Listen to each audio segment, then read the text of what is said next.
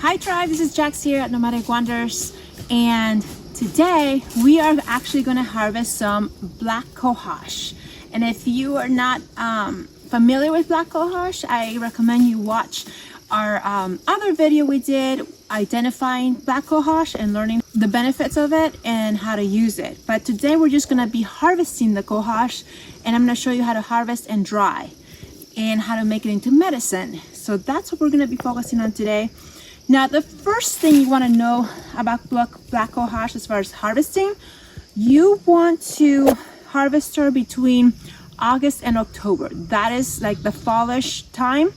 And you want to make sure that the leaves are turning yellow. But you want to harvest her before the leaves actually die off. But when they're turning yellow, that's a good time to harvest her. Here she is right here. And again, you're looking for the 3 prongs, and then the 3 prongs have individual branches, and the leaves are kind of serrated, teeth-like serrated, and they kind of come to a point. All right, so you look for that 1, 2, 3 points in the leaf. The other thing you need to be aware of as far as black cohosh is that you know, she is hard to find, and so we were lucky. We're here on the property, we have tons of her, so make sure that you harvest her with good intentions. So don't just start harvesting the entire forest, you know, just make sure that you leave some behind. If you see some that have leaves, flowers, don't harvest those, because those seeds are going to go back into the ground, and she's going to produce more for another harvest. The other thing is you're going to need a couple of tools, because you're going after the rhizomes, and the rhizomes are kind of hard to get, but you're going to see a little bulb. Let's see if I can find one in my box. So now we're going to have to clean this off, but the rhizome is all in here. They're little kind of, if you're familiar with ginger or turmeric, that's kind of how they look like. So you're gonna have to really clean them off. So you're gonna need some kind of tool. This tool right here seems to be working really nicely. I do not know what kind of shovel this is, but this is the one I pulled from the shed. You may want some gloves, so in case you need to dig it, and a small shovel also. And okay, let's see how we can harvest her real quick. So this is how I'm doing it. I kind of put the shovel in there, I push down, and I kind of gently move the dirt away from the plant. Okay, and you just kind of push it in until she's loose, pretty much loose. All right, so I think we got her. Okay, here she is. And this is a pretty big one. Now, the reason why you want to harvest her in October, September, October, is because all the good properties, all the energy from the medicinal properties are going to be in the rhizome at this point. There you go. So this is a pretty good one. She's in there. So kind of, you see right here, you see the knobs right here? That's what we're going after. So those kind of looks like ginger or turmeric.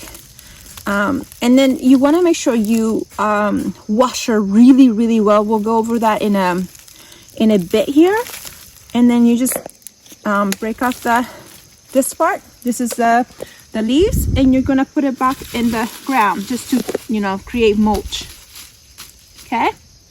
And that's how you harvest. That's how you harvest black cohosh. Now, black cohosh is really good for hormones. It's been used for centuries for menopause and premenstrual issues. She's really good for hot flashes, and she's been used for other things. But the main one that I'm going after is for the perimenopausal issues and the menopausal issues. And yes, if she can also be used for if you're having really heavy cramps, fibroids, cysts, things like that, she might be a good ally for you. So go ahead and look her up, get out there, harvest these plants and make your own medicine. I will be back in a bit to show you how to process her and how to make sure you're drying her correctly and all that. Okay, bye.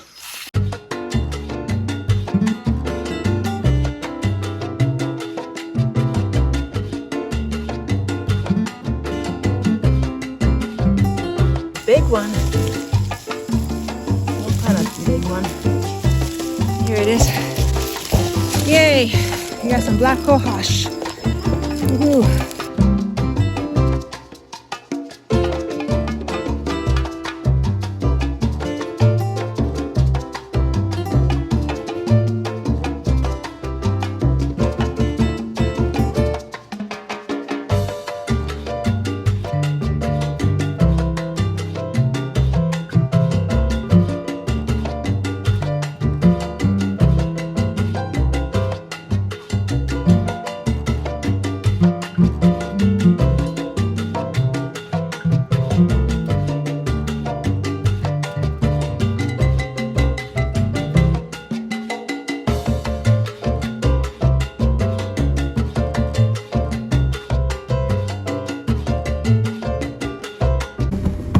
So after you wash your cohosh really well, I mean, you can leave the root spots on if you want. We just cut them off for this video, and you want to make sure you get them nice and dry. We're gonna be using a dehydrator today for drying some of this stuff. So I'm gonna just put them right in there, just like this. And you need to make sure they're nice and clean. So you want to make sure you kind of break it apart. If you see any dirt, you need to have it nice and clean and put it right there. So we did scrub these pretty good. Okay, so we're gonna break them apart a little bit like that and just place them on the dehydrator. You don't want to leave them wet because they will mildew on you. So you make sure you get them all dried and processed right away. You can dry these somewhere, I mean, as long as they're not wet, in a dark, warm area or cool area, I mean, in a paper bag. But they have to be dried. I mean, they have to, yeah, you can't have them, store them like that, wet. And then, yep, you're gonna, and you don't wanna cook them, you don't wanna have the heat very high, so you wanna do an 80, between 80 and 90 degrees for, I would say, at least 16 to 24 hours. You want to really get them nice. And now you can, once they're dry, you can use them for a tincture. So you can, I like making tinctures with roots when they're dry, not when they're fresh. Now you could probably, but here we go. And then we're gonna take it back over here. Put it right in there.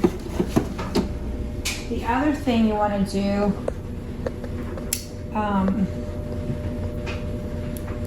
so you want to inspect them as you are trying, you know, because I mean, I did wash them real good, but they might need it. Some of them that are dirty like that, I will put them over there to rewash, because you don't want dirt in your final product. So you want to make sure that you are getting them nice and clean. So it's a little tedious, but it's a great medicine for hormones, and so you want to take advantage of that if you have it. All right, so let me fill these up, and then I'll show you how I run the dehydrator.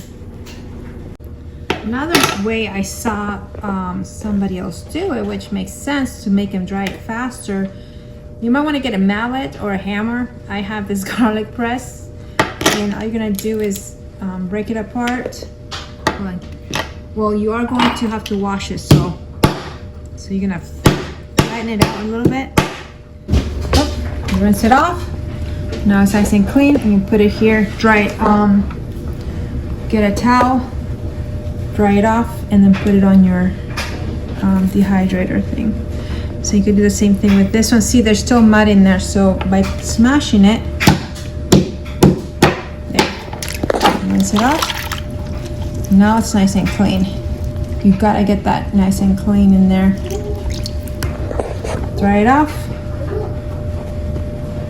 And then put it on your dry. Okay?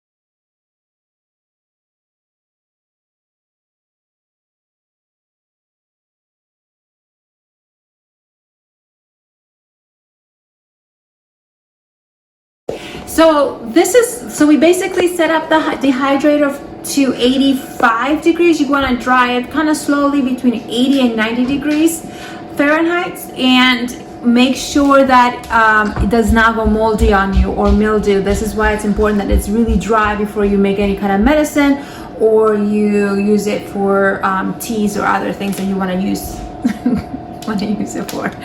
And that's it for this video. Next video we'll show you how to make a tincture, an elixir, and perhaps how to process it for if you want to make a tea. All right, so I'll see you guys later. Shalom. If you like this video, subscribe, share, and all those good things. Also, if you're interested in our black cohosh tincture that's coming up, check our website at nomadicwonders.com. The link is below, and you can shop our natural remedies at our website. Okay, bye. Shalom.